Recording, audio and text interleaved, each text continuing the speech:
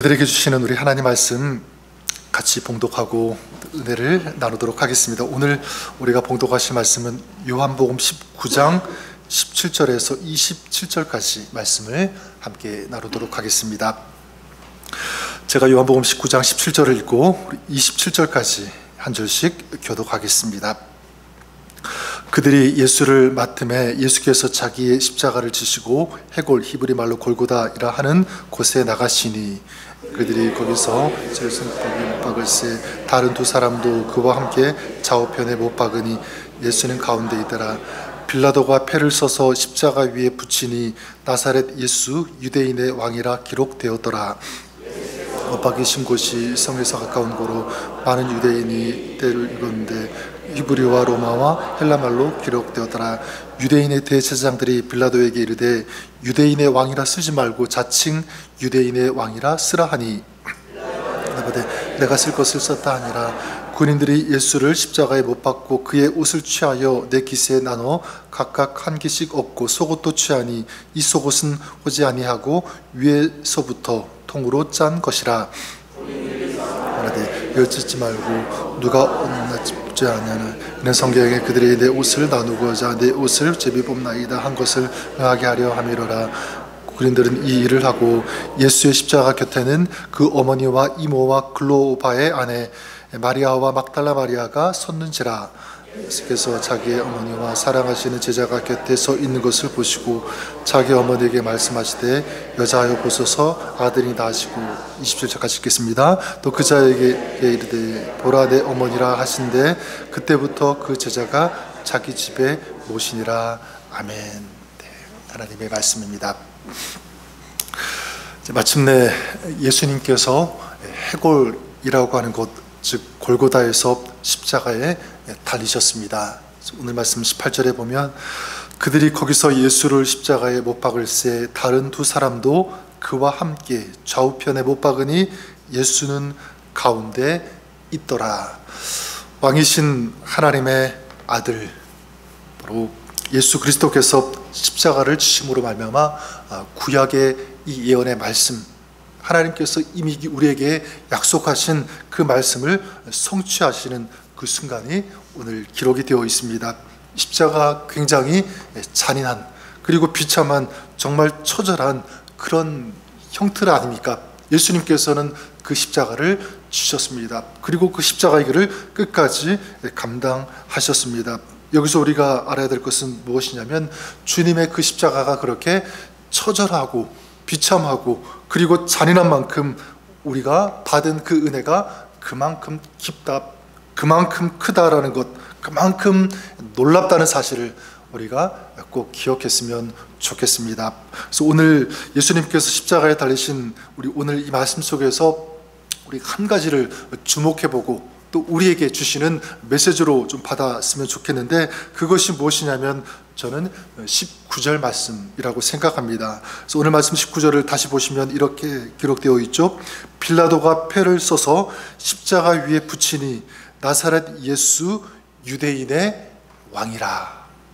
빌라도가 십자가에 달리신 예수님의 이 머리 위에 패를 썼는데 거기에 뭐라고 썼냐면 나사렛 예수 유대인의 왕 이렇게 썼습니다. 그러니까 여기에 못 박힌 예수는 유대인의 왕이다 라는 뜻이겠죠.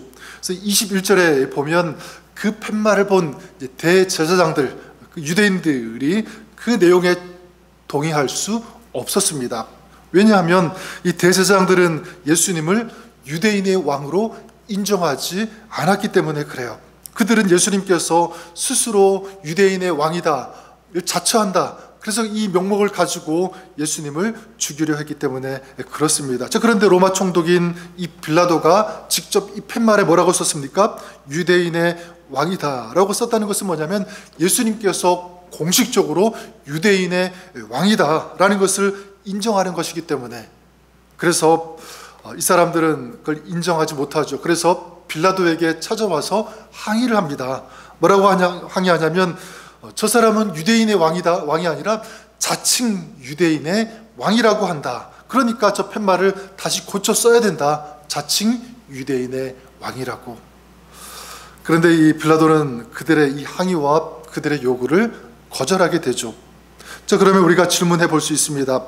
빌라도는 이 유대인들의 강력한 이 항의가 있을 것이라는 것을 알매도 불구하고 왜 이 유대인의 왕이라는 이 팻말을 예수님의 그 십자가 위에다가 붙였을까라는 질문입니다. 여기에 대해서 우리가 먼저 생각해 볼 수 있는 가능성은 무엇이냐면 바로 이것은 이 빌라도의 자존심 때문은 아니었을까 생각해 볼 수가 있습니다. 빌라도는 이 예수님의 이 무죄를 우리가 지금까지 보았던 것처럼 확신하고 있었습니다. 예수님은 무죄인 것 같아. 아무 죄가 없는 것 같아.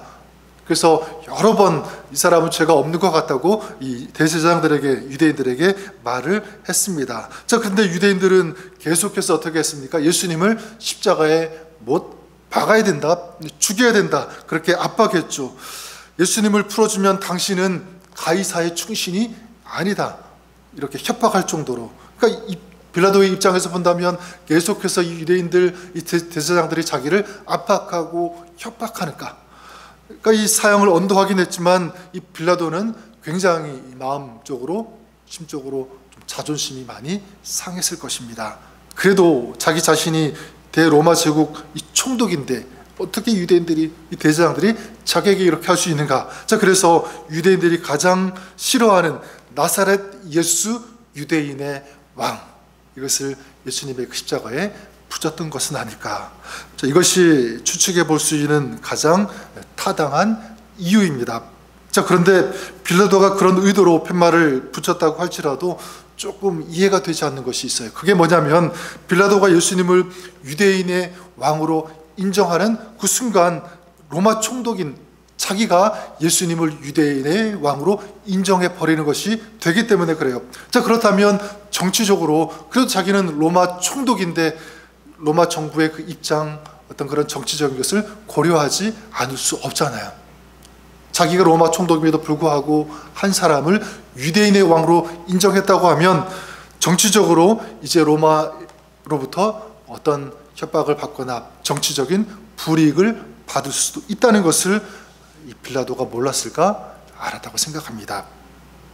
자, 그럼에도 불구하고 빌라도가 왜 유대인의 왕이라고 하는 이 패를 붙였을까? 이런 질문을 해볼 수가 있겠죠. 전 여기에 대해서 여러 가지로 이렇게 묵상을 해보고 많이 생각을 해보았는데 제 마음속에 이런 마음이 밀려왔습니다. 유대인의 왕이라고 하는 이 팻말은 물론 이 빌라도가 직접 써서 붙인 것은 맞지만 여기에 하나님의 개입이 있지는 않았을까? 하나님께서 이 빌라도를 통해서 그렇게 쓰도록 하신 것은 아닐까, 이런 생각을 해보게 되었습니다. 왜냐하면 예수님께서 십자가에 못 박히실 때 골고다 언덕에는 예수님 말고 또 누가 십자가에 못 박혔죠? 강도 두 사람이 좌우에 못 박혔다, 이렇게 말씀을 하고 있습니다. 여러분, 이 장면을 한번 생각해 보십시오. 그리고 상상해 보시기를 바랍니다. 십자가 이 세 개가 골고다 언덕에 세워졌죠. 그리고 그 십자가에는 각각 한 사람씩 못 박혔습니다. 모두 이 손과 발에 못이 박혔고 또한 십자가에 못 박혔으니까 거의 비슷한 자세로 세 사람이 이 모습을 취하고 있었을 거예요. 그런 자세, 멀리서 본다면 누가 예수님이고 누가 강도인지 구별할 수 없을 정도로 거의 비슷한 모습이었을 것입니다. 네, 하나님의 아들 예수님께서 이 강도와 똑같이 못 박힌 채 죽어가고 있는 거죠. 이것이야말로 여러분, 대제사장들 그리고 유대인들이 바라는 것 아니었겠습니까? 유대인의 왕이라고 자처하는 나사렛 출신의 이 사람, 강도와 같이 저렇게 지금 똑같이 죽어간다, 이걸 보고 싶었을 거예요. 이게 유대인들 대제사장들의 마음이었을 것입니다. 그러나 나사렛 예수 유대인의 왕, 자, 이 팻말이 무엇을 의미하냐면 예수님께서 강도와 똑같이 달리셨지만 그러나 이분은 명확히 분명히 어떤 분인지를 가르쳐주는, 구분 짓는 것이 된다는 것입니다. 내 아버지 하나님의 저는 안타까운 이 마음이 여기에 들어가 있지 않을까, 이렇게 생각을 해보게 되었습니다. 하나님은 인간의 죄를 대속하는 어린 양 되시는 예수 그리스도께서 강도와 같이 지금 처절하게 십자가에서 죽어가고 계시지만 적어도 하나님의 아버지의 이 마음은 강도와 구별되는 것을 좀 보여주고 싶었을 거예요. 아버지의 마음으로 지금 십자가에 달리신 이 예수, 강도와 같이 처절하게 비참하게 죽어가고 있지만 그는 만왕의 왕이다, 하나님의 아들이다, 이것을 보여주고 싶고 이것을 말씀하고 싶었던 것은 아닐까, 이런 생각입니다. 거기다 여러분 오늘 말씀 그 20절을 보면 나사렛 예수 유대인의 왕, 이 팻말을 붙였는데 그냥 유대인의 말로만 적어놓은 것이 아니라 여기에 보면 아람어, 로마어, 헬라어로 기록되었다, 이렇게 말씀하고 있어요. 여러분 이것이 무엇을 의미합니까? 골고다 언덕 그 십자가에서 강도들과 똑같은 모습으로 십자가에 못 박히신 그 예수님은 진정한 유대인의 왕, 아니 만왕의 왕이라는 이 사실을 거기에 있는 모든 사람들, 또 다른 민족들까지도 알 수 있도록, 볼 수 있도록 하셨다는 사실입니다.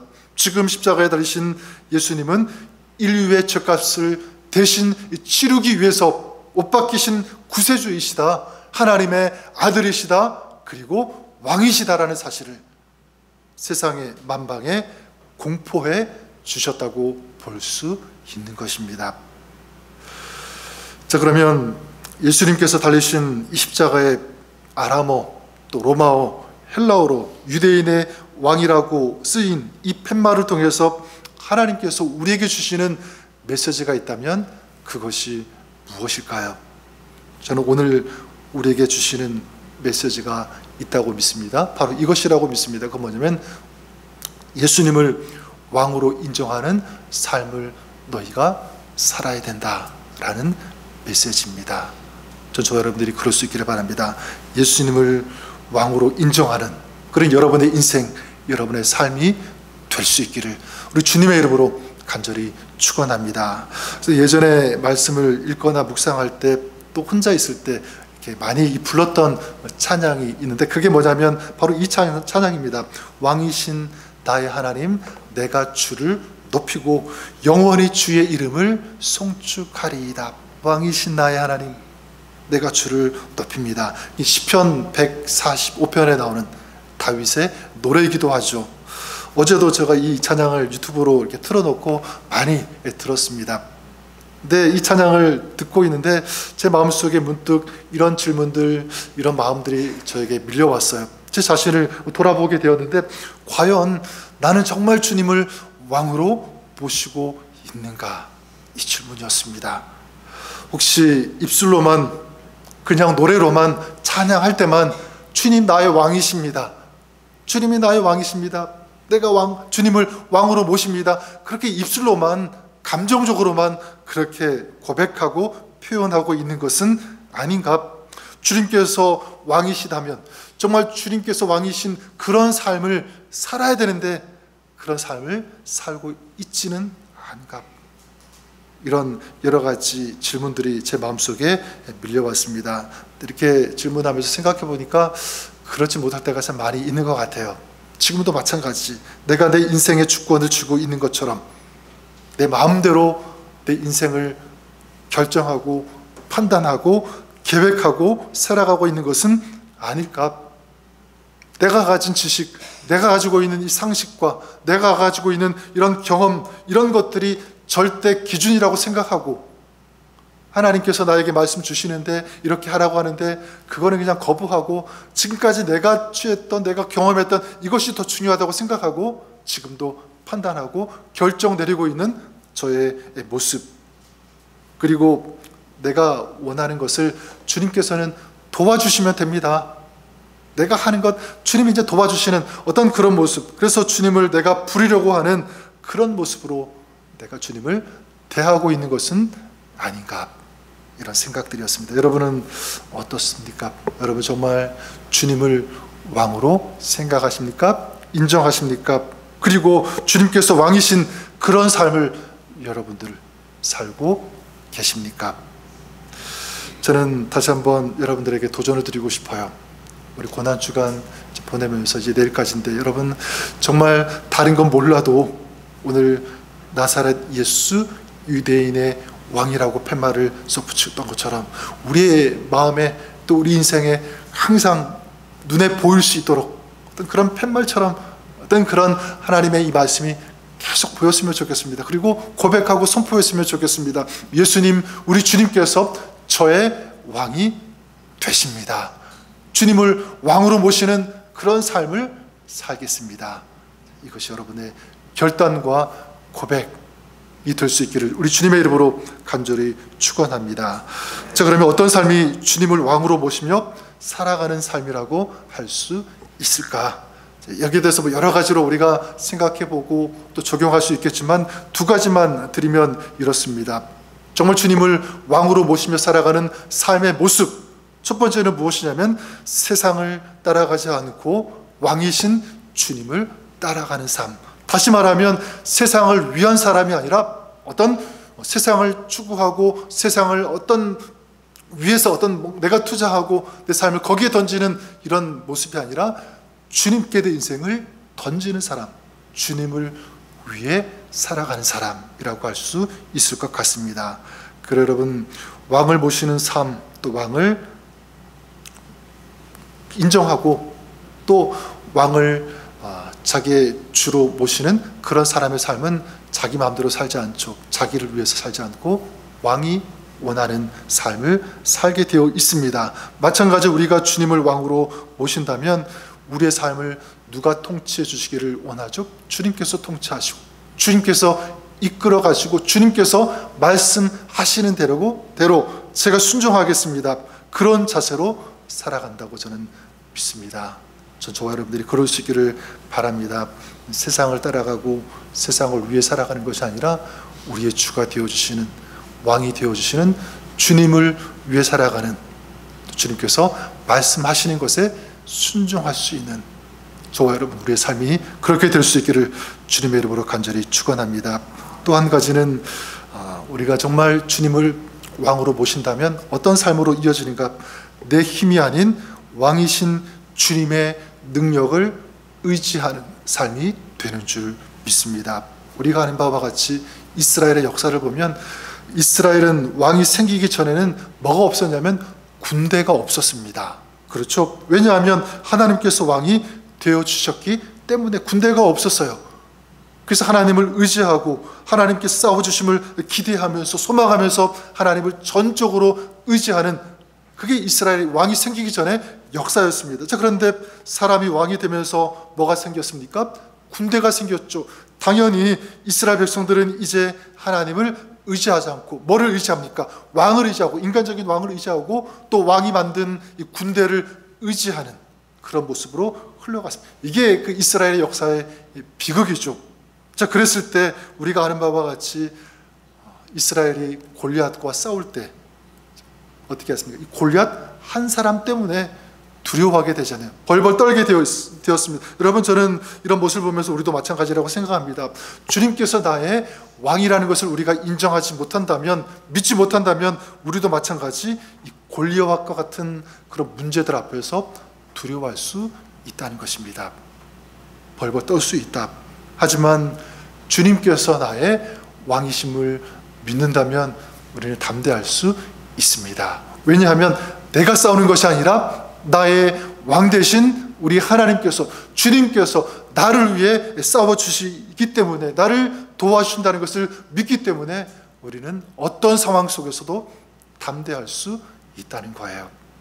우리 사랑하는 성도 여러분, 오늘 우리 성금요일 왕이신 주님께서 우리를 위해서 십자가를 지시고 십자가에서 죽으신 바로 그 날입니다. 이 겸허한 이 죽음의, 주님의 죽으심 앞에서 좀 우리의 마음을, 우리의 삶을 돌아보았으면 좋겠습니다. 특별히 이 빌라도가 그 위에, 십자가 위에 나사렛 예수 유대인의 왕이라고 붙였는데 전 여기에 하나님의 개입, 하나님의 마음이 담겨 있다고 믿습니다. 또 이 팻말을 통해서 오늘 우리에게 중요한 메시지를 우리 주님께서 주고 계시다고 믿습니다. 우리 인생이 왕이신 주님을 왕으로 모시고 그 주님을 의지하고 주님과 동행하는, 또 주님을 위해 살아가는 그런 삶이 되어야 된다. 이런 주님의 메시지, 하나님의 음성을 들을 수 있기를 우리 주님의 이름으로 간절히 축원합니다. 자, 여러분 다시 한번 결단하십시오. 주님께서 나의 왕이 되십니다.